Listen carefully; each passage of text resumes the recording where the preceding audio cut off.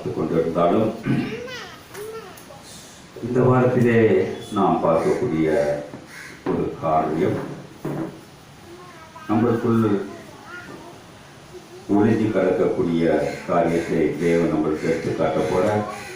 ஒவ்வொரு இருதயத்திலும் தேவன் வைத்திருக்கிறார். அதை பொறுமையாக கேட்டோம் என்றால் நான் குற்றவாளியா இல்லை குற்றம் இல்லாதவனா என்று தெரிந்து கொள்ளலாம்.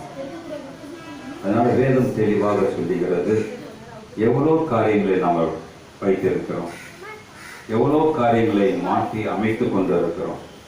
ஆனால்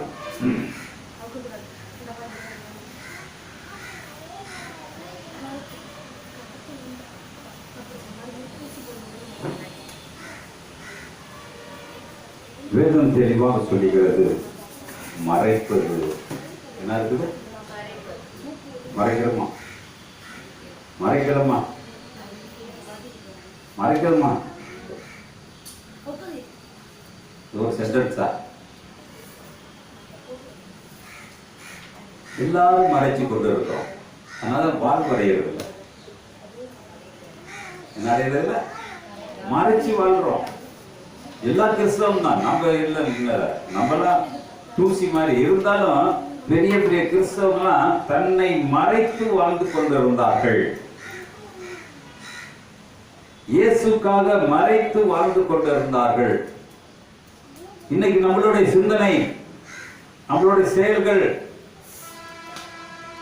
மறைக்கிறதுக்குங்கிறது எவ்வளவு பெரிய தப்புங்க. ஒருத்தர் திட்டி இருப்பாரு, அதாவது அவர் என்னங்க சொன்னாரு சொல்லுவோமா? பிடிக்கலன்னா வெள்ளா வாரியா சொல்லிடுவோம், பிடிச்சிச்சுன்னா அப்படியே மறைச்சிடும். ஒரு திருமண காரியத்திலே குடும்பத்திலே பல பிரச்சனை இருக்குதுன்னா அது அம்மா வீட்டில் போய் எப்படி செய்வோம்? மறைக்கவே மாட்டோம், அப்படியே ஓப்பனா சொல்லிடுவோம். அதே அம்மா வீட்டில் ஏதாச்சும் நடந்து புருஷன் வந்து சொன்னோம்னா எவ்வளவு மறைக்க முடியுமோ மறைச்சு சொல்லிடுவோம். இது இயல்பு. பிறந்த இடம் எப்போதுமே மதிப்பு கூட. மறுபடி வாழ வந்த இடம் டெம்பரரி. அதனால்தான் நான் கிறிஸ்துக்குள் பிறந்திருப்பேன். அதான் மெயினான இடம். இந்த பூமி நம்மளுக்கு மெய்யான இடம் அல்ல. இதை மறைத்து நான் மெய்யான இடத்துக்கு போகணும். இதை மறைத்து நான் மெய்யான இடத்துக்கு போகுமா? போகணும். போகும். எப்போ போறோம் தெரியாது. ஆனால் மரணங்கள் வந்து கொண்டு இருக்கிறது. நேற்று பார்த்தீங்கன்னா பிலிப்பீன்ஸ்லயா, ஆமா, ஏதோ மழை சரிவு இருக்கு. அப்படியே சரிஞ்சு விழுவுது. அதுல எல்லா எத்தனை பேரு அப்படியே பிறண்டு விழுந்துட்டு வராங்க. ஏந்திரிக்க முடியல, மண்ணுக்குள்ள போயிட்டாங்க. இதுக்கெல்லாம் காரணம் யார்? இதுக்கெல்லாம் காரணம் கிறிஸ்தவங்க தாங்க. இவ்வளவுக்கு உலகத்தின் அழிவை தருவது கிறிஸ்தவம் தான். ஏன்னா கிறிஸ்தவன் இன்னும் கிறிஸ்தவனாக இல்லை, மறைத்து கொண்டு வாழ்கிறதுனாலதான் இயேசு கிறிஸ்து சாபத்தை பூமிக்கு அனுப்பி இன்னைக்கு மக்களை அழித்து கொண்டு இருக்கிறார். அதுக்கு மூல காரணம் கிறிஸ்தவர்கள். நான் ஏன் இதை சொல்றேன்னா ரொம்ப கஷ்டப்பட்டு தான் அந்த வார்த்தைகளை சொல்றேன். ஒரு கிறிஸ்தவன் உண்மையான இருந்தாக்க நல்ல காரியங்கள் நடக்கும். இயேசு 3 வருஷம் பூமியில வாழ்ந்தார். மற்ற 30 வருஷத்தை விட்டுருவோம். 3 வருஷத்துல பூமி அதிர்ச்சின்னு கேள்விப்பட்டோமா? கொள்ளை நோயின்னு கேள்விப்பட்டோமா? இல்ல சாவா நடந்துச்சுன்னு சொன்னோமா? சொல்லுங்க பார்ப்போம். செத்ததை கூட உயிராக்குனாரு. ஆனா அப்படிப்பட்ட கிறிஸ்து வாழ்ந்த உலகத்தில் இருக்கிற நான் கிறிஸ்துவை சுமந்திருந்தா இந்த சம்பவங்கள் நடக்குமா?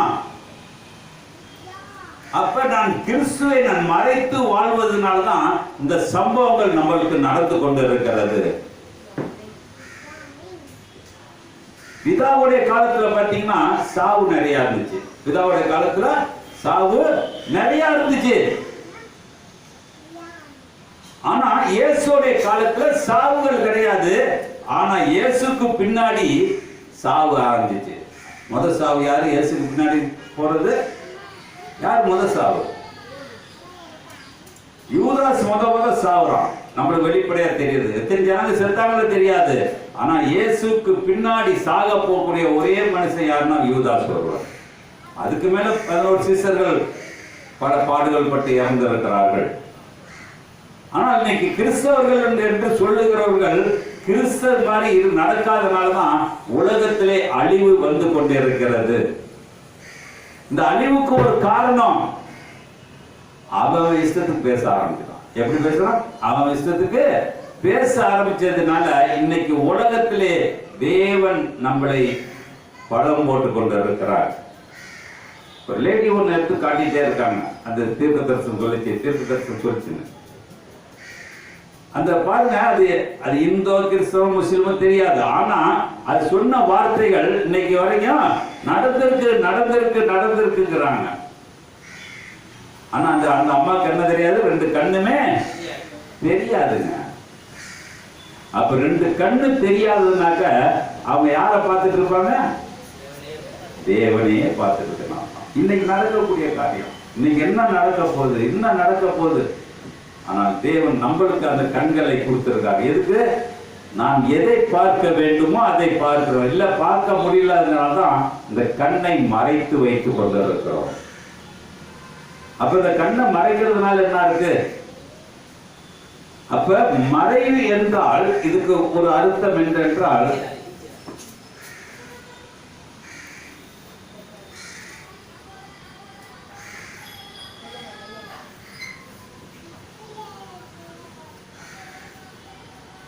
மறைப்பதுன்னா என்ன செய்வோம்? பொய் பேசுவோம். மறைக்கிறப்ப என்ன செய்வோம்? பொய் பேசுவோமா? மறைக்கிறப்ப பொய் பேசிதான் ஆகும். தெரியாம புருஷனுக்கு கூட தெரியாம வாங்கிட்டு வந்துட்டோம்னா என்ன செய்வோம்? அப்படியே ஓப்பன் எடுத்து காட்டிடுவோமா? எவ்வளவு பொய் அதுக்குள்ள வைக்க முடியுமா? நான் வேண்டான்னு சொன்னேன், வாங்கி கொடுத்தாங்க. ஆனா எல்லாமே நம்ம வாங்கியிருப்போம், காசை கொடுத்து வாங்கியிருப்போம், எல்லாம் செஞ்சிருப்போம். ஆனா சொல்லுவோம், எப்படி சொல்லுவோம்? நான் வேண்டாம் தலையில அடிச்சுட்டேன், நீ எடுத்துட்டு போ மாத்தா, நீ எடுத்துட்டு போய் உன் புருஷன் கேட்டா நான் கொடுத்தேன்னு சொல்லு. எப்படி போய் வரும்? நடந்திருக்கா? சில காரியங்கள் ஏன் சொல்றேன்னா, மறைக்கிறதுனால பொய் தான் வரும். அந்த பொய்க்கு பேர் தான் கடவுள் வார்த்தை சாலமோனுக்கு எழுதியிருக்காரு, பாவத்தை மறைக்கிறவன். இந்த பொய்ங்கிறது, பொய் சொல்றதே ஒரு பெரிய பாவம். அப்ப இந்த பொய் சொல்லக்கூடிய ஒரு காரியம் இருக்கிறதுனால நம்ம பாவம் செஞ்சுட்டு இருக்கோம். ஒவ்வொரு காரியம் மறைக்கும் பொழுது வெளிப்படையா செய்வோமா? முத யார் மறைச்சா? யார் மறைச்சா வேதத்துல?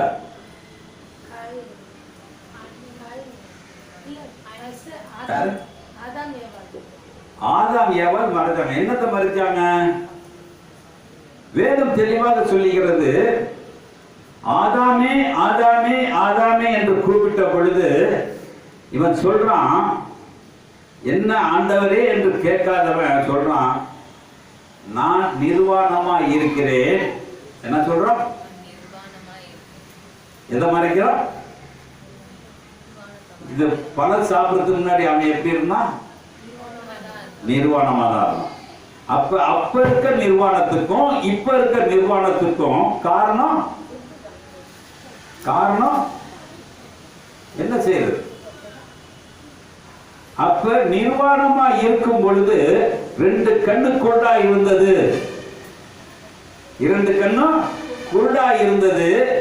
அந்த பழத்தை சாப்பிட்ட உடனே கண் தெரியப்பட்டது, நிர்வாணம் என்று தெரியும். அப்புறம் ஒரு கேள்வி கேட்பாரு, இந்த நிர்வாணம் என்று சொன்னது யார் என்று கேட்பார். அதுக்கு யார் சொல்லணும்? யார சொல்லணும்? ஆதாம் என்ன சொல்றான்? மறைச்சு சொல்றான். ஏவன் ஆதாம்கிட்ட சொல்லியிருப்பாங்க, சொல்லியிருக்க மாட்டாரா? என்னை பாம்பு வஞ்சித்தது, அந்த பழம் தான் நான் திட்டு வந்து உனக்கு கொடுக்குறேன்னு சொல்லியிருப்பாங்க, சொல்லியிருக்க மாட்டாரா? பிதாட்ட எப்படி பேசியிருக்கணும்? ஆதாம் பிதாட்ட எப்படி பேசியிருக்கணும்? அதனாலதான் பாருங்க, ஆதாம் வந்து சொல்றான், நீ கொடுத்த மனைவி என்னை வஞ்சித்தாள். அப்ப இவன் என்ன சொல்லி இருக்கணும்? மறைக்கிறான். எதுக்காக? பொண்டாட்டி தயவு வேணுங்கிறதுக்காக புருஷனார் என்ன செய்யறான்?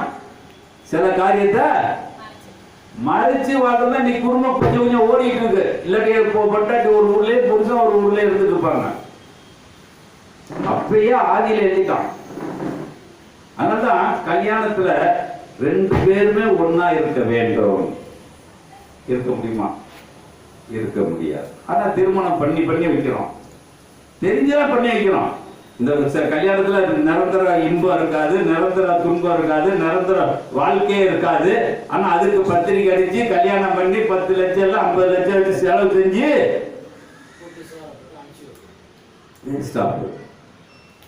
ஆனால் இன்னைக்கு அப்ப பாருங்க, ஏவாள்கிட்ட கேட்கிறார்.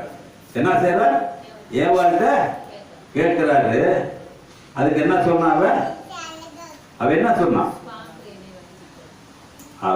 அவ செஞ்சது பொய்யா இல்ல ஆதாம் செஞ்சது பொய்யா? ஆதாம் செஞ்சதுதான் பொய். ஆனா இவன் ஓப்பனா சொல்லிட்டா, என்னை பாம்பு வஞ்சித்தது. பாம்பு வஞ்சித்ததுனாலதான் நான் என் புருஷனுக்கு கொடுத்துட்டேன். ஆனா புருஷன் என்ன சொல்லியிருக்கணும்? என் பொண்டாட்டிய பாம்பு வஞ்சித்ததுனால அந்த கனி என்கிட்ட கொடுத்தா நான் சாப்பிட்டேயா. அது உண்மை. மறைக்கக்கூடிய காலம். அன்னையில இருந்து இன்னைக்கு வரைக்கும் என்ன ஜெனரேஷன் வந்துருக்கோம்? ஆதாம் நேற்று கூட போட்டுருக்காங்க. ஆதாம் ஏவாள் காலத்துல பிறந்த பிறகு எல்லாம் பல வழிகளை தேடி போனாங்களாம். எத்தனை வழிகளை? பல வழி. அது என்ன வழின்னு தெரியல. சரி, ஏன்னாக்க ஆதாம் ஏவாளோட மறைச்சது தெரியாத, வேதத்துக்குள்ள பெருசா தெரியாதனால அவர் பிள்ளைகள், தலையெடுத்த பிள்ளைகள் யாரு மறைச்சா?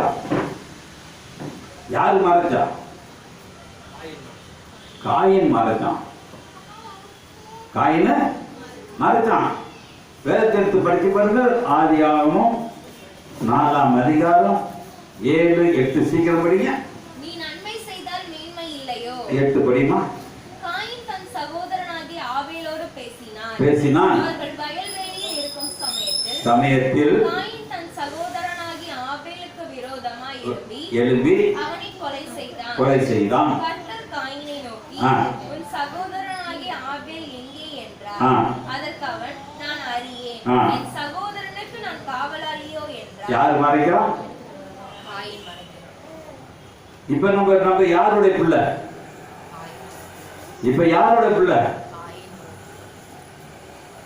அப்ப காயினோட இருந்தா நம்ம பரலோகத்துக்கு போயிட முடியுமா? அப்ப அடுத்த வசனம் சொல்றாரு, அதற்கு அவர், என்ன செய்தாய்? சகோதரனுடைய ரத்தத்தின் சத்தம் பூமியிலிருந்து என்னை நோக்கி கூப்பிடுகிறது. இப்பொழுது உன் சகோதரனுடைய ரத்தத்தை உன் கையில் வாங்கிக் கொள்ள தன் வாயை திறந்த இந்த பூமியில் நீ சபிக்கப்பட்டிருப்பாய். சொல்லுவோமா? சாவு எதுல வந்துச்சுங்க? இன்னைக்கு மனுஷனுடைய காரியம். இன்னைக்கு மறைச்சு வாழ்றதால தான் இன்னைக்கு என்ன இருக்கு? சபையில கூட்டங்கள் இருக்குது, கொள்கை இல்லைங்க. எந்த சபையாச்சு ஒழுங்கான சபைன்னு சொல்ல முடியுமா? பொறடி போடுறது, திருடுறது, வரன்றது, பொய் சொல்றது, அடுத்தவன் சொத்த இருக்கிறது. எங்க வீட்டில் ஒரு வேலைக்காரமா சொல்லுச்சு, நான் போற சபையா மொத்தம் ஒரு 10-15 பேர் தான், 20 பேர் வருவாங்க. ஆனா 20 பேருமே ஒருத்தர் பேசிக்க மாட்டாங்க. அது ஆர்சி பொண்ணு போயிட்டு அந்த பொண்ணு நேற்று அதை பத்தி கதையை சொல்லுது. ஒரு சபையில எப்படி இருக்காங்களா? இன்னைக்கு பெரிய சபையில அப்படி இருப்பாங்களா? எல்லாம் ஒத்துமையா இருப்பாங்களா? ஒரு பெரிய கூட்ட குடும்பம் எல்லாரும் ஒத்துமையா இருப்பாங்களா? சேருக்கு அடிச்சுக்குவாங்க, தெரியுங்களா? சேருக்கு அடிச்சுக்குவாங்க. நான் முன்னாடி உட்காரு, பின்னாடி உட்காரு, அப்படி உட்காரு, தலை மறைக்குது, கால் மறைக்குது. இன்னைக்கு மனுஷன் எதிலையுமே எல்லாத்தையும் மறைத்து கொண்டு போய் கொண்டு இருக்கிறான். இந்த மறைக்கக்கூடிய காரியம் நம்ம பத்தியில இருந்து கொண்டு இருக்கிறது. அப்ப மறைக்கிறதுங்கிறது லேசான காரியம் இல்லைங்க. நான் பொய் சொல்லக்கூடிய காரியம். வேதத்தில் அடிக்கடி படிப்போம், பொய் சொல்லாது என்ன சொல்லாத. ஆனா பொய் ஒரு நாள் பொய் சொல்லாம இருப்போமா? ஏதாச்சும் ஒரு நாள் நம்மளுக்கு வயசு எத்தனையோ இருக்கும், ஒரு நாள் பொய் சொல்லாம இருந்திருப்போமா? எத்தனை வயசுல? இயேசு 33 வருஷம் இருந்தாரு, பொய் சொன்னாரா? அது நம்ம அவரை ஏத்துக்கிட்ட. நான் ஏன் பொய் சொல்றேன்? நான் ஏன் பொய் சொல்றேன்? நான் இந்த பூமியிலே வாழ்வதற்கு இயேசு நம்மளுக்கு எதிரி. இந்த பூமியில நான் வாழ்னாக்க இயேசு எனக்கு எதிரிங்க. அவர் எதிரியா இருக்கனால நான் அவர்கிட்ட நான் பேச முடியாது. ஜெபம் பண்றேன், முட்டிகால் போட்டு ஜெபம் பண்றேன், எல்லாம் செய்யறேன், ஹீலிங் ஆகுது, பிசாசு ஓடுது, எல்லாம் ஓடுது, எல்லாமே போகுது. அது எல்லாமே இயேசு செய்ததாக நினைச்சிட்டு இருக்காங்க. ஆனால் ஒரு காலத்தில் அவர் இயேசு செய்யவில்லை. இயேசு செய்யவில்லை. அவர் செஞ்ச அற்புதத்துக்கு இப்ப செய்யக்கூடிய அற்புதத்துக்கு வித்தியாசம் உண்டு. அன்னைக்கு செஞ்ச அற்புதம் வேற, இன்னைக்கு செய்யற அற்புதங்கள் வேற. அன்னைக்கு சொன்னாரு, அப்பாலே போனுச்சு, அப்பால போச்சு, எல்லாரும் பார்த்தாங்க. ஆனா இன்னைக்கு அவர் பேய் ஓட்டுவாருங்க, அவர் பிசாசு ஓட்டுவாருங்க, அவர் நோய் போகுங்க, அதெல்லாம் போகுங்க. நெவர். இந்த உலகத்தின் அதிபதிக்கும் அதிகாரத்தை கொடுத்திருக்கிறார். இந்த உலகத்தின் அதிபதிக்கும். ஏன் இது சொல்றேன்னா, யோபுடைய காலத்திலே தேவனிடம் போய் கேட்கறது யார் கேட்கிறா? சாத்தான் போய் கேட்கிறான். என்ன கேட்கிறான்? யோபுடைய எனக்கு யோபுடைய வாழ்க்கை எனக்கு வேணும்னு கேட்டானா? என்ன கேட்டான்? யோபு பத்தி தேவனிடம் போய் முறையிடுறான். அப்ப சொல்றாரு, அவன் உத்தமனும் சன்மார்க்கனும் நீதிமானா இருக்கிறானே. பிசாசு என்ன சொல்லுது? இவ்வளவுக்கு காரணம் நீதாயா. அவன் சும்மா இருப்பானா? அவனை என்கிட்ட கொஞ்சம் கொடுத்து பாரு. அவன் கொடுத்து பார்த்தவன என்ன செஞ்சான்? எல்லாத்தையும் விட்டோன்னே அவன் என்ன செஞ்சான்? கடைசி அந்த 1ஆம் அதிகாரம் கடைசி வசனம் சொல்லுது, நான் பிறந்தது வளர்ந்தது எல்லாமே நிர்வாணம். நான் ஒன்னும் கொண்டு வரல, நான் ஒன்னும் கொண்டு போல. ஆனால் இந்த பூமியில இருக்க எப்படி இருக்கணும்? ஒரு கிறிஸ்தவன் நிர்வாணமா இருக்கணும். எந்த ஊழியக்காரர் இருக்கான், எந்த சாமியார் அம்மாங்க இருக்காங்க, நிர்வாணம் நீங்க தப்பா எடுத்துக்காதீங்க. நிர்வாணங்கிறது எல்லாத்தையும் இழந்தவன் தான் பேர நிர்வாணம். போட்டுக்க ட்ரெஸ் இல்லைங்க இயேசுக்கு, மாடு கோபுரம் வாலிகெல்லாம் இல்லைங்க. ஆனா நம்மளுக்கு எல்லாமே இருக்குது. இருந்துன்னு இந்த வேதத்தை போய் வளர்க்கிற மாதிரி பேசுனா என்ன இருக்கும்? நான் யாரை மறைச்சு பேசுறேன்? இப்ப யாரை மறைக்கிறேன்? ஞானஸ்தானம் எடுத்து, திருவிருத்த எடுத்து, காணிக்கை போட்டு, தசமபாகம் போட்டு, கழுத குதிரை எல்லாம் போட்டு நான் இயேசுவை முழு சொத்துக்குள்ள மறைச்சு வச்சிருக்கேன். எல்லா சபையிலும் கிறிஸ்துவை மறைச்சு வச்சிருக்கனாலதான் சபைகள் பெருத்து போது. ஆனா அறிவு மழுங்கி போகிறது. சபை பெருக்குதுங்க, ஆனா அறிவு மழுங்கி போய் கொண்டிருக்கிறது. இயேசு மாதிரி இருந்தாக்க இந்த 12 சீசன் மாதிரி இருக்க முடியாது. 12 சீசன் குறைஞ்சிட்டே வந்துட்டு இருப்பாங்க. இன்னைக்கு சபையில கூடுதுனாக்க காரணம், சபையில ஆளுங்க கூடுதுன்னா ஏதோ ஏனா தானா வந்துட்டு போங்கிறது மாதிரி இருக்குது. ஆனா சபையில ஒரு ஒழுங்கு இல்ல, ஒரு வார்த்தை இல்ல, தேவனை அறியக்கூடிய அறிவான சிந்தனைகள் இல்ல. ஏதோ வாரத்துக்கு ஒருக்கா வராங்க, போறாங்க, காசை போடுறாங்க. இந்த காசுனால ஒரு குடும்பம் வாழுது. அவன் நல்லா ஜாலியா கார் எதிரில் சுத்திட்டு இருக்கான். அவனுக்கு தேவை சொகுசு, இவனுக்கு தேவை காசு. காசு போட்டா நல்லா இருக்குன்னு விசுவாசி நம்புது.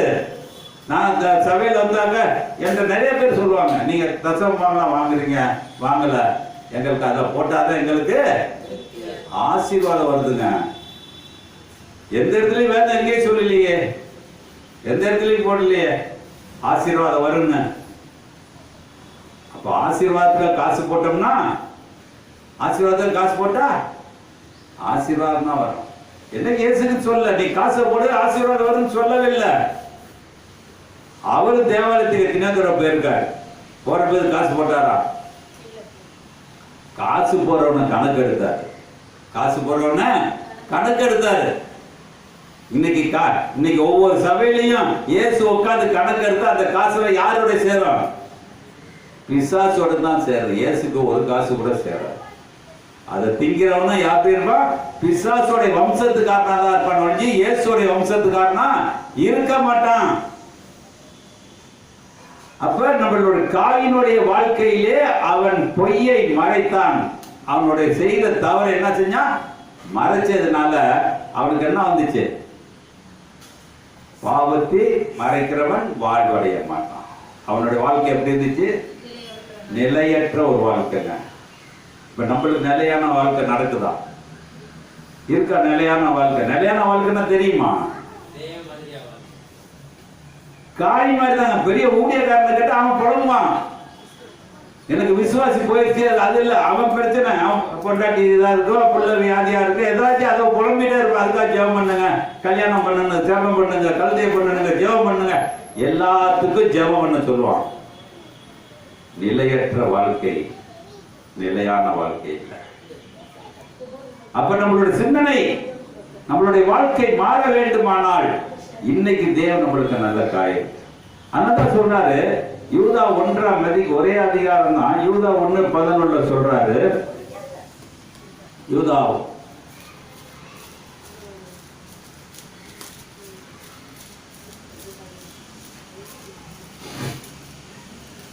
இவர்களுக்கு ஐயோ. 11மா? இவர்களுக்கு ஐயோ. இவர்கள் காயினுடைய வழியில் நடந்து. யாருக்கு சொல்றாங்க? காயினுடைய வழியில் நடந்து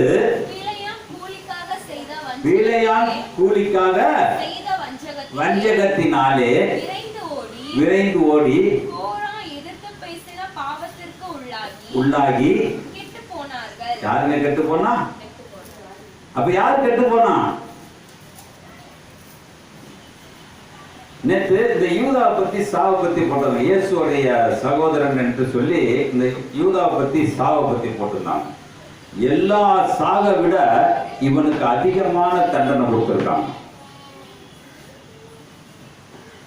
அப்ப இயேசு சொல்றாரு, இப்படிப்பட்ட ஒரு காரியம் நம்மள யாருடைய பிள்ளைங்க? யாருடைய பிள்ளை? காயினுடைய பிள்ளையும் வேலையாமுடைய சத்தியத்தை தான் கேட்டுட்டு இருக்கோம். இயேசு கிறிஸ்து சத்தியம் இன்னைக்கு வரைக்கும் எந்த ஊர்லயும் எல்லா ஊழியக்காரனும் பிழையாம் சத்தியத்தை தான் சொல்றான். பிழையம் என்ன சொன்னான்? பிழையம் என்னங்க சொன்னான்? அவன் என்ன சத்தியம் சொன்னான் தெரியுமா? பிழையாம் என்ன சொன்னான்?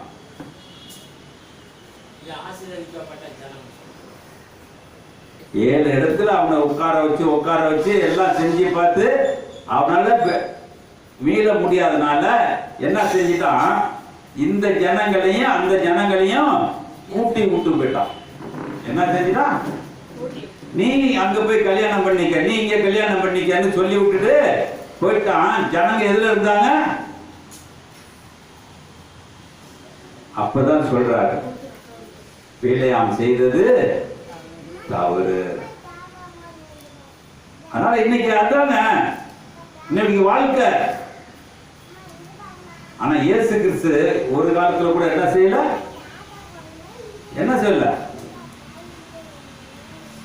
அப்ப தேவன் நம்மளுக்கு என்ன செய்வார்? நல்ல காரியம் செய்வாரா? நல்ல காரியம் செஞ்சிட்டு இருக்காரு நம்மளுக்கு. இந்த நாள் நம்மளுக்கு கொடுத்த ஒரு பெரிய சாக்கியம். அப்ப நான் மறைக்கக்கூடிய யாரை மறைச்சிட்டு இருக்கேன்? இன்னைக்கு ஒரு தேவைக்கு போறோம், அந்த தேவை நம்மளுக்கு பிடிக்கலங்க, நான் ஒரு மதம் மாறி இருக்கேன், அந்த தேவைக்கு போலாமா?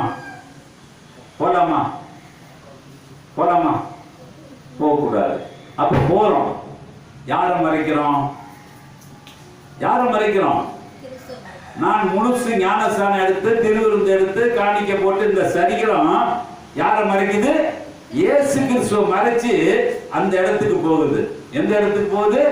போகக்கூடாத இடத்துக்கு போகுது. ஏன் இதை சொல்றேன்னா, யூதாசு இயேசு கிறிஸ்துக்கு கூட இருக்கிறப்பைய யார்கிட்ட போனான்? பரிசேயர்கிட்டயும் சரிசேயர்கிட்டயும் போய் நிக்கிறான். எப்ப இருக்கான்? இயேசுவை சொந்த ரட்சகரா ஏத்து அவரோடு இருந்த ஒரு சீசனே அப்படி இருக்கிறப்ப நம்மலாம் எப்படி இருப்போம்? நம்மளாம் யோக்கியமா? அப்படி இருந்து அங்க போய் 30 வெள்ளி காசுக்கு பேரம் பேசிட்டானே. அப்ப பேரம் பேசி அப்பரசம் வாங்க போறப்ப சொல்றாரு, என்ன சொல்றாரு? பேரம் பேசுறப்ப என்ன சொல்றாரு? நீ பேரம் பேசிட்ட என்ன சொன்னாருங்க இயேசு? யூதாசை பார்த்து என்ன செய்யறாரு? நீ செய்ய நினைச்சத நிறுத்திடாத. ஏன்னா நீ ஒருத்தன் கை நீட்டி கூலி வாங்கிட்ட, அவனுக்கு நீ கெட்ட பேர் எடுத்துக்காத. ஆனா நீ செய்ய போறது தப்புன்னு உனக்கு நல்லா தெரியும். இருந்தாலும் நீ அவனுக்கு உத்தமனா நட என்று சொல்லி என்ன செஞ்சான்? நேரா போனான், காசை வாங்கினான், இயேசுவை காட்டி கொடுத்தான். காட்டி கொடுத்தவன் எங்க போயிட்டான்? தேவாலயத்துக்கு போனா. எங்க போனான்? காசு கொடுத்த இடத்துக்கு போறான். ஐயா அவரை விட்டுருங்க, இந்த காசை வாங்கிக்கிறேன்.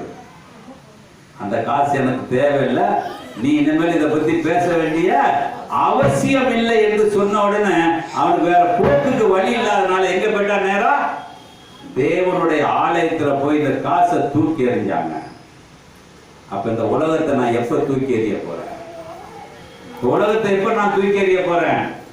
30 வெள்ளி காசு தூக்கி எறிஞ்சிருக்கானாக்க அதனால ஒரு ஏரியாவே வாங்கியிருப்பாங்க என்றால் இன்னைக்கு இப்படிப்பட்ட சொத்துக்காரன் எங்க இருக்கிறான்? எதை மறைச்சு வாழ்ந்து கொண்டிருக்கான்? இயேசுவை மறைத்து கொண்டு சொத்துக்களை சேர்த்து கொண்டு இருக்கிறார்கள். இயேசுவை மறைச்சிட்டு சொத்துல 1 வீடு 4 வீடு 3 வீடு வாங்கி கொண்டு இருக்கிறார்கள். அது காரணம் இயேசு கொடுத்தாருங்க. இயேசு கார் கொடுத்தாருங்க. இப்படிலாம் சொல்றோம்னா பலான்னு அறையணுங்கிற மாதிரி இருக்கும். இந்த ஊழியக்காரன் சொல்லுவான், நான் காசுக்காக ஜெபம் பண்ணாங்க, காசு வந்து போட்டுச்சுங்க. இன்னைக்கு அப்படிதான் எல்லாருமே ஏழையா இருக்க வேண்டிய அவசியம் இல்ல. ஒரு ஊர்ல பாத்தீங்கன்னா சாப்பாடு போறான், வட ஆப்பிரிக்காவோ ஏதோ, அந்த சட்டியை பார்த்தாலே நம்ம தொட முடியாது. அந்த சட்டியில சோறு பாத்தீங்கன்னா என்னமோ கலந்து ஏதோ கலந்து போடுறான். அந்த புள்ள அது கொஞ்சோண்டு இருக்குது, மண்ணில் உழுந்துருச்சு. அந்த மண்ணில இருந்து அள்ளி சாப்பிடுதுங்க. வருங்க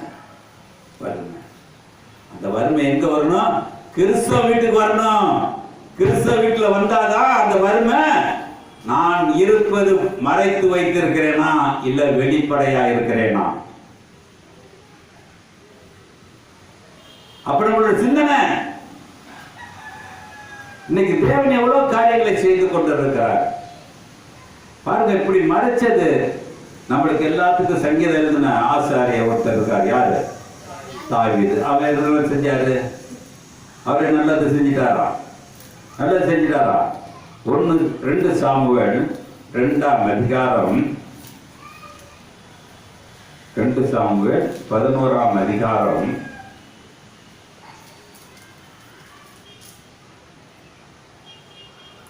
4வது வசனத்திலிருந்து, அப்பொழுது தாவீது அவளை அழைத்து வர சொன்னான். அவள் அவனிடத்தில் வந்தபோது பிற்பாடு அவள் தன் தீட்டு நீங்கும்படி சுத்திகரித்துக் கொண்டு வீட்டிற்கு போனாள். அந்த ஸ்திரீ கர்ப்பம் தரித்து தன் கர்ப்பவதி என்று தாவீதுக்கு அறிவிக்கும்படி ஆள் அனுப்பினாள். இதுல யார் மறைச்சது? இதுல யார் மறைச்சது? ஒவ்வொரு இடத்து பாருங்க, மறைச்சது யாருங்க? மறைச்சது யார்?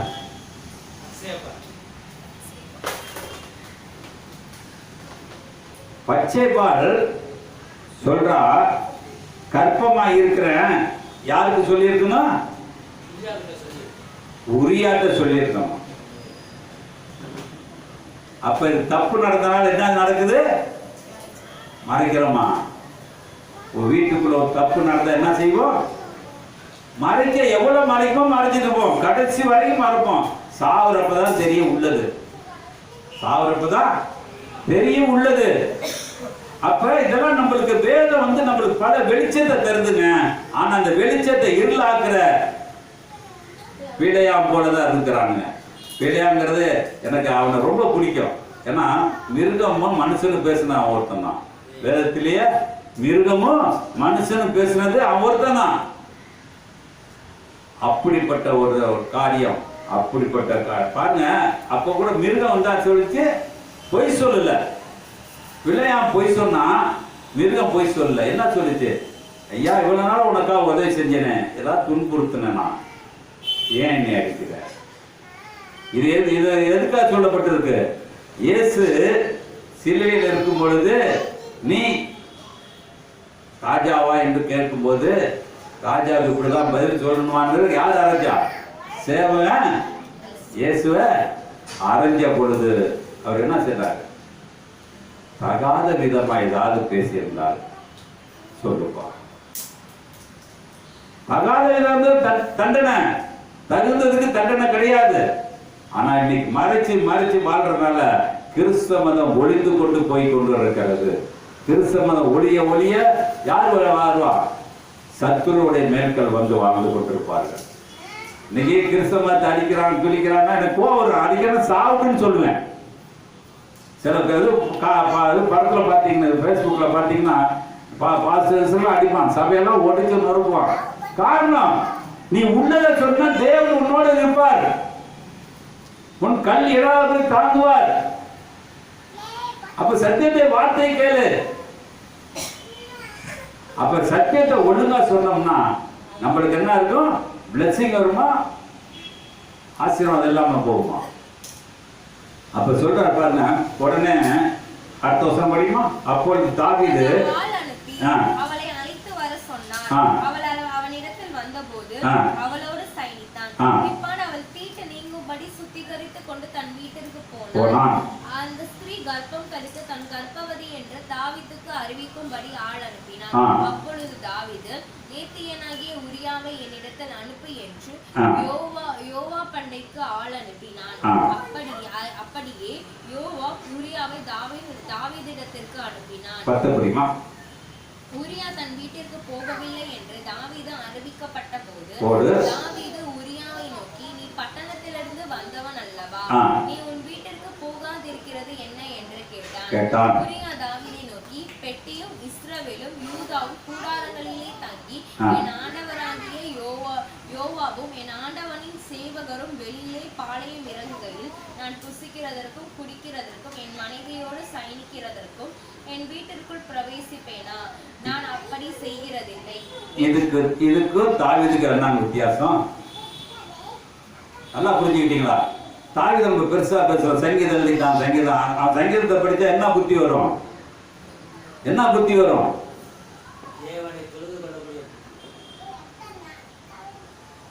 அப்ப சொல்றான் பாருங்க, தாவீதுக்கும் உரியாவும் பதில் பேர் பாருங்க. அவன் கூட்டிட்டு வந்து உடனே சயனிக்கிறான். இவன் யுத்தம் நடக்குது. யுத்தம் நடக்கிறப்ப நான் மனைவியோட சயனிக்கலாமா? இன்னைக்கு இப்படிதான் ஊழியக்காரன் இருக்கான். எப்படியோ கெட்டு போகிறார், ஏதோ கல்யாணத்தை பண்ணி விட்டு காரியத்தை பண்ணுங்கடான்னு விட்டுட்டு போயிட்டு இருக்கான். இன்னைக்கு வீணா போகக்கூடிய காரியம் தேவன் நமக்கு கையில இருந்து கொண்டு இருக்கிறார். அதனால்தான் தேவன் பார்த்தாரு, உரியா மனசுக்கும் பச்சைபால் மனசுக்கும் இடைஞ்சல் இருக்கிறத பார்த்துட்டு அதுல 11வது வசனம் சொல்றாரு. தாவீது 13 படிமா. தாவீது அவனை தனக்கு முன்பாக அழைத்து புசித்து குடிக்கிறதற்கு அழைத்து அவனை வெறிக்க பண்ணினான். ஆனாலும் அவன் தன் வீட்டிற்கு போகாமல் சாயங்காலத்திலே தன் ஆண்டவனின் சேவகரோடு தன் படுக்கையில் படுத்துக் கொண்டான். இது யாரு நிறுத்தியிருப்பா? சொல்லுங்க பாப்போம். யார் நிறுத்தியிருப்பா?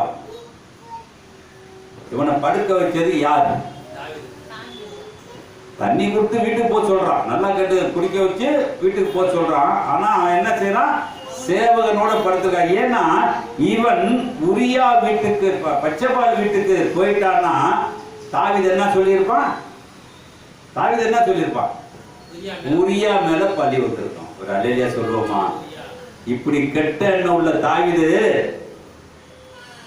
நம்ம அவனை பார்த்து பேசலாமா? பார்த்து பேசலாமா? என்ன இருந்துச்சு? கெட்ட எண்ணம். அந்த கெட்ட எண்ணத்துல தான் அவர் சொல்றாரு. பாருங்க, அடுத்து சொல்றாரு 15 படிமா. அந்த நிருபத்திலே 14 படிச்சு. காலமே தாவீது யோவாபுக்கு ஒரு நிருபத்தை எழுதி உரியாவை கையில் கொடுத்து அனுப்பினான். அந்த நிருபத்தில் மும்மரமாய் நடக்கிற போர் முகத்திலே நீங்கள் உரியாவை நிறுத்தி அவனை வெட்டுண்டு சாகும்படிக்கு. பாத்தீங்களாங்க என்ன இருந்துச்சு? இவன் என்னதான் எழுதி இருந்தாலும் இதுக்கு பாவ மன்னிப்பு கிடைச்சிருக்குமா?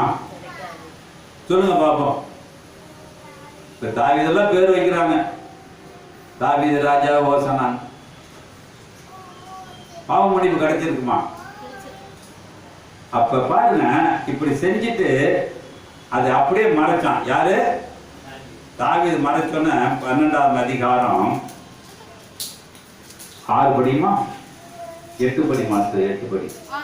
உன் ஆண்டவனுடைய வீட்டை உனக்கு கொடுத்து உன் ஆண்டவனுடைய ஸ்திரீகளையும் உன் மடியிலே தந்து இஸ்ரவேல் வம்சத்தையும் யூதா வம்சத்தையும் உனக்கு கையளித்தேன். இது போதாதிருந்தால் இன்னும் உனக்கு வேண்டியதை தருவேன். பாத்தீங்களாங்க எவ்வளவு காரியம் சொல்றாரு பாத்தீங்களா? அப்ப இப்படி ஆசை பிடிச்சவன் என்ன செய்யறது? ஆசை பிடிச்சவன் என்ன செய்யறது? சொல்லுங்க பாப்போம். இது மாதிரி ஊழியக்காரர் இருக்காங்க, ஊழியக்காரர் இருக்கான். அவன் என்னதான் சத்தியம் சொன்னா கூட அந்த சத்தியம் நிலைச்சு இருக்காது. மேல போட்டு தாவீது சங்கீதம், தாவீது சங்கீதம், தாவீது சங்கீதம் எழுதுறதுக்கு எதுக்கு எழுதுனா? திருந்தது எழுதியிருக்கான். நான் திருந்தல, நீங்க நானும் திருந்துங்க. ஆனா இன்னைக்கு வரைக்கும் படிச்சு என்ன செய்யல? படிங்க, சீக்கிரம் படிச்சிருங்க. கர்த்தருடைய பார்வைக்கு பொல்லாப்பான இந்த காரியத்தை செய்து அவருடைய வார்த்தையை நீ அசட்டை பண்ணினது என்ன? ஏத்தியனாகிய உரியாவை நீ பட்டயத்தால் மடிவித்து அவன் மனைவியை உனக்கு மனைவியாக எடுத்துக்கொண்டு அவனை அம்மோன் புத்திரரின் பட்டயத்தாலே கொன்று போட்டாய். இப்போதும் நீ என்னை அசட்டை பண்ணி ஏத்தியனாகிய உரியாவின் மனைவியை உனக்கு மனைவியாக எடுத்துக்கொண்டபடியினால் பட்டயம் என்றென்றைக்கும் உன் வீட்டை விட்டு விலகாதிருக்கும். இப்ப எப்படி இருக்கும்? நம்ம வீட்டுல என்ன இருக்குது? காயினுக்கு சொன்னோம், காயினுக்கு சொன்னோமா? அப்ப தாவீதுக்கு என்ன இருக்குது? பட்டேனா? பட்டேனா கஷ்டங்கள், கவலைகள், கண்ணீர்கள். தாவீது வாழ்க்கையில் எங்கே சிரிச்சு பேசியிருக்கானா? சிரிச்சு பேசியிருக்கானா? தேவனுடைய ஆலயம் கட்ட கூட நீ கட்டாத என்றாரு. நல்லா புரிஞ்சுக்கிட்டீங்களா? தேவனுடைய ஆலயத்தை கட்டாத. இன்னைக்கு தாவீதை பத்தி அவ்வளவு அழகா பேசுவான். ஆனா தாவீது தேவனுக்கு அவனுக்கு தெரியும், கட்டாத, உன் மகன் கட்டுவான். மகன் எப்படி இருந்தான்? புலி 4 அடி பாஞ்சிச்சுன்னா குட்டி 16 அடி பாஞ்சிச்சு. அவன் கட்டிட்டு என்ன செஞ்சான்? கோயிலுக்குள்ள போனானா போலையான்னு எழுதல, நல்லா கட்டுக்குங்க. கோயிலுக்கு எதிர்த்தாப்புல அரண்மனை கட்டிக்கிட்டான். ஆனா கோயிலுக்கு முன்னாடி முட்டிக்கால் போட்டு இந்த கோயிலை பார்த்து வேண்டவனுக்கு ஆசீர்வாதத்தை கொடுறான்னு போயிட்டான். 1000 முட்டாட்டிக்காரன் என்ன சொல்லிட்டான்? உள்ள என்ன செஞ்சிருக்காங்கன்னு தெரியாது. தேய்க்க வச்சானா என்ன வச்சானா சொல்லல. ஆனா கோயிலை கட்டிட்டு மாளிகை ஒன்று கட்டிட்டு மாளிகையில வந்து கோயில் வாசல்ல முட்டிக்கால் போட்டு போயிட்டான். அப்ப எப்படி இருக்கிறோம்? பிறப்பு எப்படியோ வளர்ப்பு எப்படியோ வாரிசு அப்படி. எப்படி? பிறப்பு எப்படியோ வளர்ப்பு எப்படியோ வாரிசு அப்படி. இன்னைக்கு அப்பதான் ஒருத்தன் ஒரு ஊழியக்காரன் ஒண்ணு சொல்லிட்டாக்க அதே ஃபாலோ பண்ணிட்டு நம்ம இருக்கிற புதுசா சிந்திங்க, புதுசா பாருங்க. ஒருத்தன் பேசுறான்னா அதுல குற்றம் இருக்கா? உன்னால பேச முடியா போய் பேசு. நான் பேசிடுவேன் உடனே. நீங்க பேசுறது தப்புங்க. இது இப்படி சொல்லுது, இது இப்படி சொல்லுது. அப்ப என்ன செய்யணும்? ஒருத்தனை காப்பி அடிக்கிறது இல்ல. நேற்று மோகன் லாசர் பார்த்தீங்கன்னா மரக்கன்று நட்டார். எதுக்கு நட்டார் தெரியாது. பார்த்தீங்கன்னா இயேசு கிறிஸ்து தொந்த ரட்சகரை ஏற்றிருக்கான். ஒரு குழி வெட்டி, குழினா எவ்வளவு புதைக்கிறதுக்கு எவ்வளவு குழிக்கா இருக்கும்? ஒரு அடி 6 அடி உளுந்தா அடிபடுமா? இதுக்கு பாத்தீங்கன்னா அவனை 2 பேர் புடிச்சுக்கிறாங்க. யார? மோகன் சிலாசரை 2 பேரு புடிச்சுக்கிறாங்க. அவரு தட்டு மாதிரி அந்த காம்போட உள்ள விடுறாரு.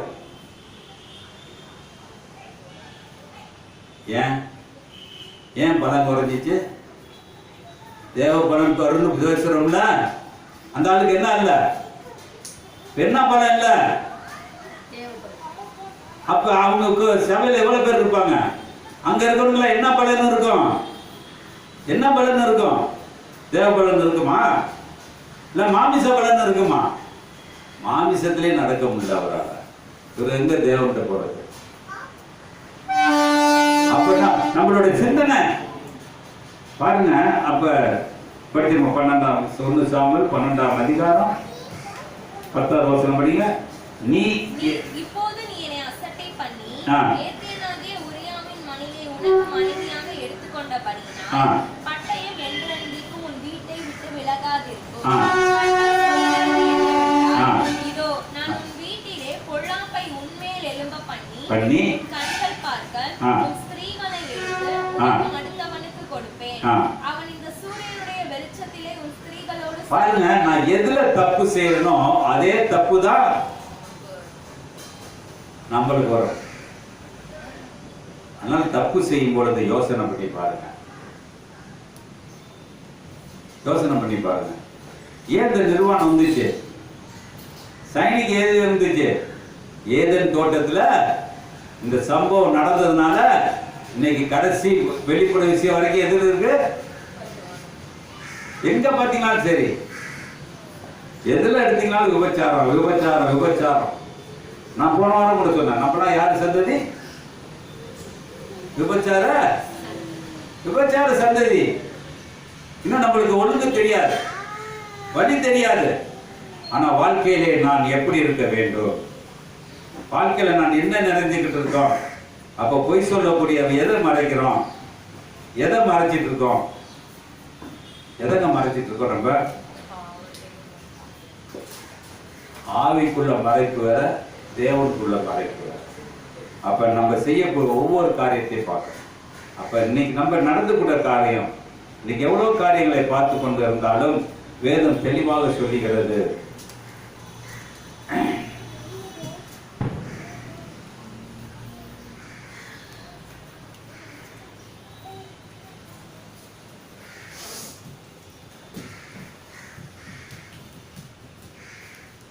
மத்தேயு 10ஆம் அதிகாரம்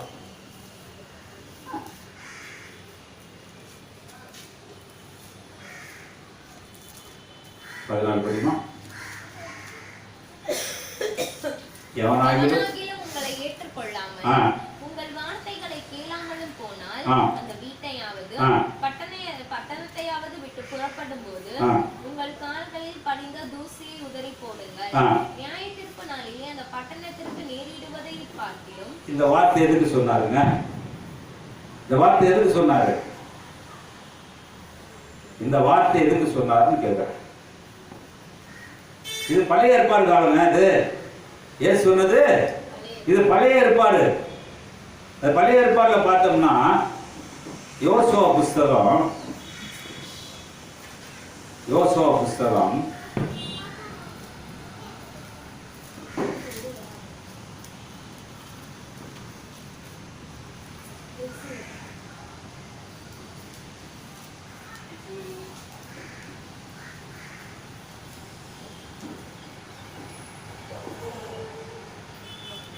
6ஆம் அதிகாரம்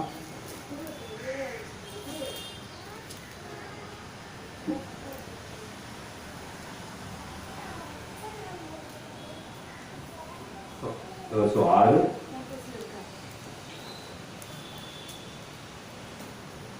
ஏன் படிக்குமா? ஜனங்களை நோக்கி பட்டணத்தை சுற்றி நடந்து போங்கள். யுத்த சன்னத்தரானவர்கள் கர்த்தரின் பெட்டிக்கு முன் நடக்க கடவர்கள் என்றான். யோசுவா ஜனங்களிடத்தில் பேசின உடனே தொனிக்கும் 7 எக்காலங்களை பிடித்திருந்த 7 ஆசாரியர்கள் கர்த்தருக்கு முன்பாக எக்காளங்களை ஊதினார்கள். கர்த்தருடைய உடன்படிக்கை பெட்டி அவர்களுக்கு பின் சென்றது. எக்காளங்களை ஊதுகிற ஆசாரியருக்கு முன் யுத்த சன்னத்தரானவர்கள் நடந்தார்கள். பின்தண்டு எக்காளங்கள் ஊதப்படும் போது 7ஆம் அதிகாரம் 1-2 நேரம் இஸ்ரவேல் புத்திரர் சாபத்தீடாதினாலே துரோகம் பண்ணினார்கள். எப்படி எனில் யூதா கோத்திரத்து சேரோனுடைய குமாரனாகிய சப்தேயின் மகன் கார்மிக்கு பிறந்த ஆகார் என்பவன் சாபத்தீடானதிலே சிலதை எடுத்துக்கொண்டான் என்றார். பாருங்க, எதுக்கு சொன்னாரு?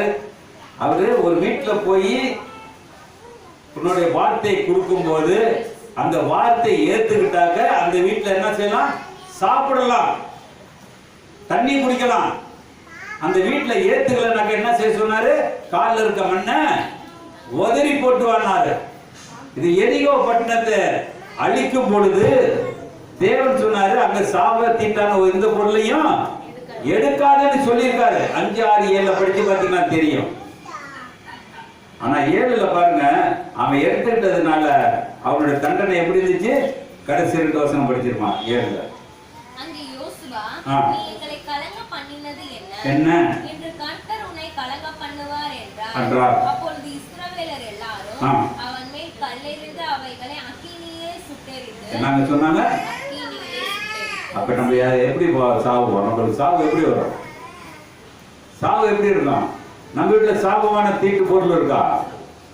சாபமான தீட்டு பொருள் இருக்கா? இல்ல நானே சாபமா இருக்கிறேனா? மாறிக்கொள்ளணும். மறைக்காதீங்க. மறைக்கிறது தேவனுக்கு புரியலாத காரியம். அதனால எவ்வளவு காரியங்களை பார்த்து கொண்டு இருந்தாலும் வேதம் தெளிவாக சொல்லுகிறது, நான் இன்னைக்கு மறைக்கக்கூடிய காரியம் பொய் பேசுவது. பொய் பேசுறது என்ன இருக்குது? பொய் பேசுறது என்ன இருக்குது? கடைசி நாள் நம்மளுக்கு என்ன கிடைக்கும்? கடைசி நாள் என்ன கிடைக்கும் தெரியுமா? பொய் பேசுறோம், உண்மை பேசுறோம் தெரியுமா? மத்தேயு அதிகாரம் 12ஆம் அதிகாரம்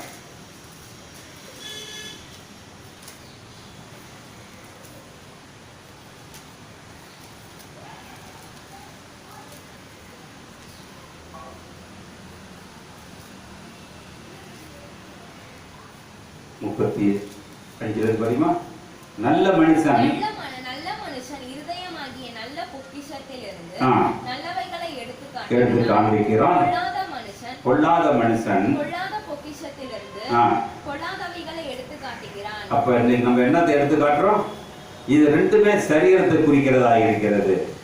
அடுத்தது பாருங்க, முன்னோன்னு சொல்றாரு, மனுஷனுடைய பேச்சு வீணான வார்த்தைகள் யாவும் குறித்து தீர்ப்பு நாளிலே கணக்கு ஒப்புவிக்க வேண்டும் என்று உங்களுக்கு சொல்லுகிறேன். எப்ப சொல்றாருங்க?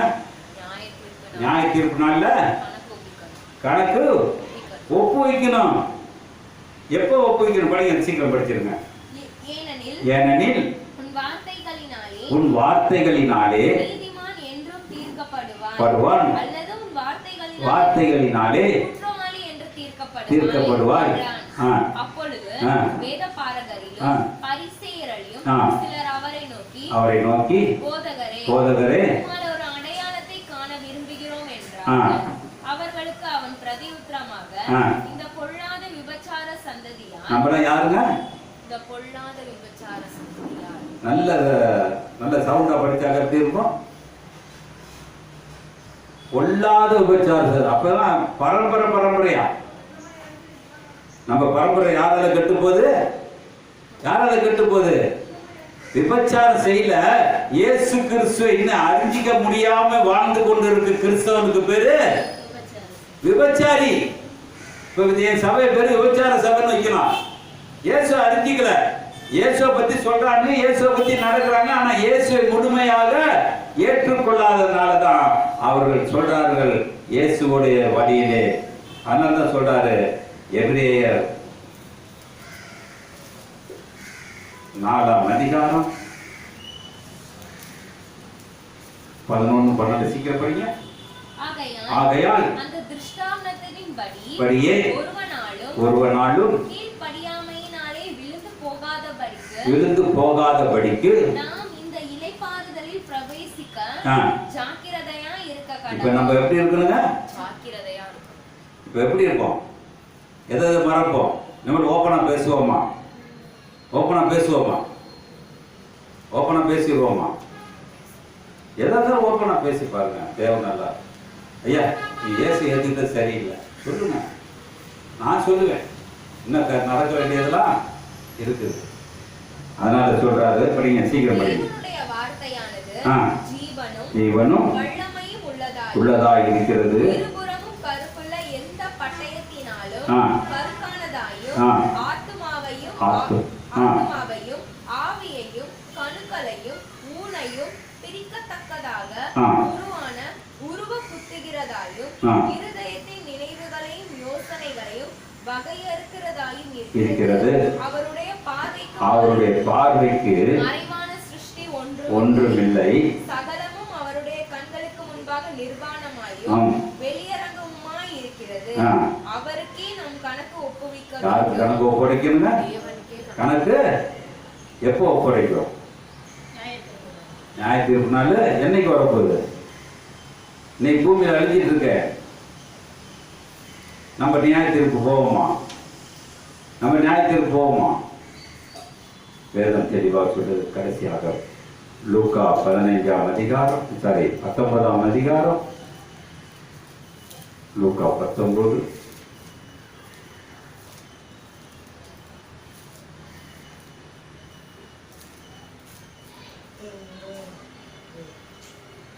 35 படிமா. அது இயேசுவிடத்தில் கொண்டு வந்து தங்கள் வஸ்திரங்களை அதின் மேல் போட்டு இயேசுவை அதின் மேல் ஏற்றினார்கள். உங்களுக்கு இயேசுவதே பாடுகளுக்கு முன்பாக நடந்த ஒரு சம்பவத்தை சொல்றாரு. அந்த சம்பவம் பாருங்க, அது ஒரிஜினலா டூப்ளிகேட்டான அதே அதிகாரத்துல போட்டு வர்றாரு பாருங்க. எவ்வளவு அந்த வசனத்தை படிச்சிருப்போம், இன்னைக்கு படிக்கிறோம் பாருங்க. படிங்க சீக்கிரம் படிங்க.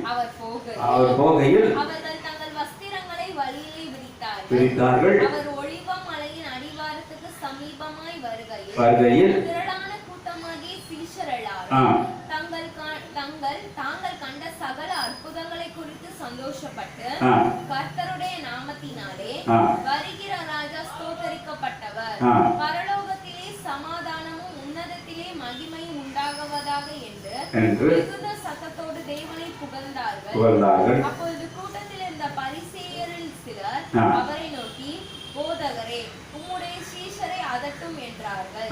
அவர்களுக்கு அவர் பிரதியுத்தரமாக, இவர்கள் பேசாமல் இருந்தால் கல்லுகளை கூப்பிடும் என்று உங்களுக்கு சொல்லுகிறேன் என்றார். அவர் சமீபமாய் வந்தபோது நகரத்தை பார்த்து அதற்காக கண்ணீர் விட்டு அழுது.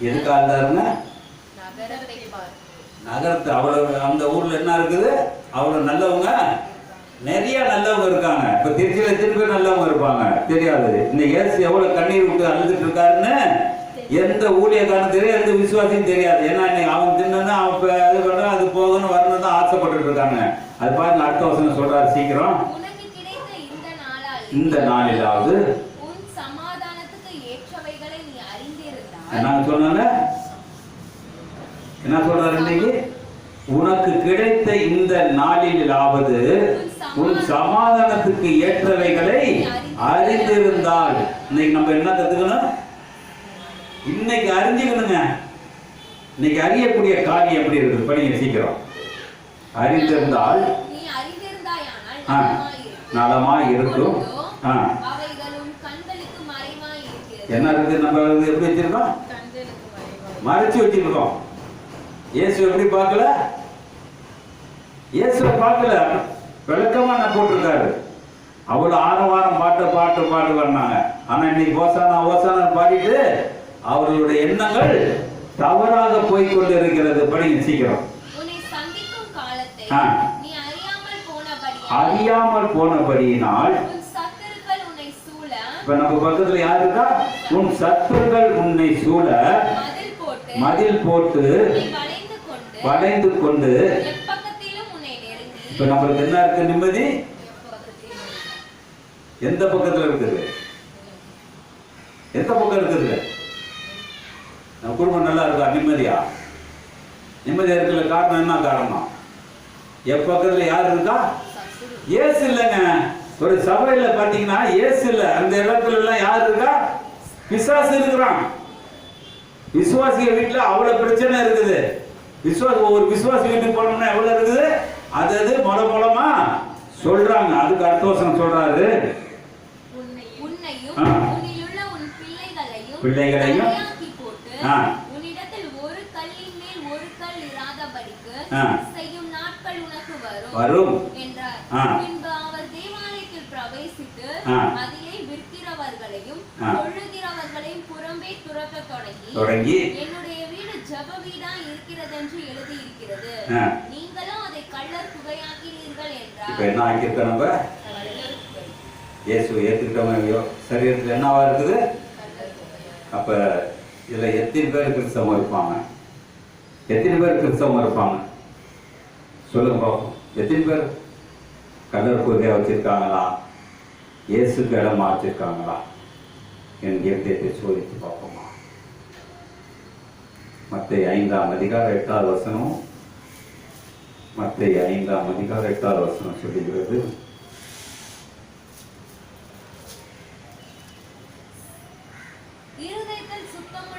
என்ன சொல்றாருங்க? நம்ம இப்ப எப்படி இருக்கிறோம்? நம்ம எப்படி இருக்கிறோம்? சுத்தம் இருக்குதா? சுத்தமா இருக்குதா? படிச்சு பாருங்க. வேதம் நல்லா படிங்க. நீங்க படிங்க, உங்களுக்கு ஆண்டவர் வெளிப்படுவாரு. ஒருத்த போதனையில கேட்டு போயிடாதீங்க. உங்களுக்கு தேவன் நல்ல வார்த்தைகளை தருவார். புரியலையா? புரிஞ்சவங்கள்ட்ட போய் கேளுங்க, அவர் தேவனுடைய சாயலை தருவார்.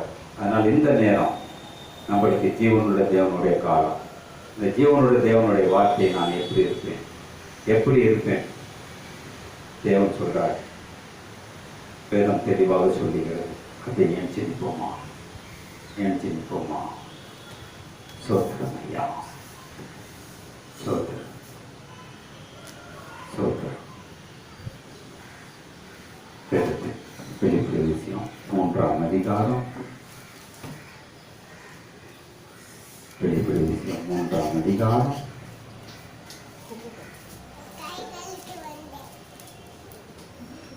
7வது வசனம் புரியுங்க. பிலதெல்பியா சபையின் தூதனுக்கு எழுத வேண்டியது என்னவென்றால், பரிசுத்தம் உள்ளவரும் சத்தியம் உள்ளவரும் தாவீதின் திறவுகோலை உடையவரும் ஒருவரும் பூட்டக்கூடாதபடிக்கு திறக்கவரும் ஒருவரும் திறக்கக்கூடாதபடி பூட்டுகிறவருமாய் இருக்கிறவர் சொல்கிறதாவது, உன் கிரிகைகளை அறிந்திருக்கிறேன். இதுல யார் பேர் வருதுங்க? தாவீதின் திறவுகோலை உடையவர். அப்ப தாவீது கூட உள்ள நுழைகிறதுக்கு ஒரு பர்மிஷன் வேண்டும். ஆனால் உன் கிரிகளை அறிந்திருக்கிறேன், உனக்கு கொஞ்சம் பலன் இருந்தும் நீ நாமத்தை மறுதலிக்காமல் கைகொண்டபடியினால் இதோ வைக்கிறேன் பாட்டான்.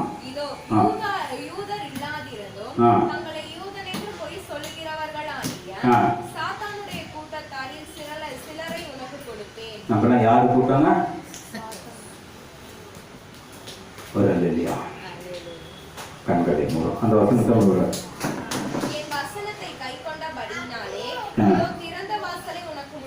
வைத்திருக்கிறேன், கூட்ட மாட்டான்.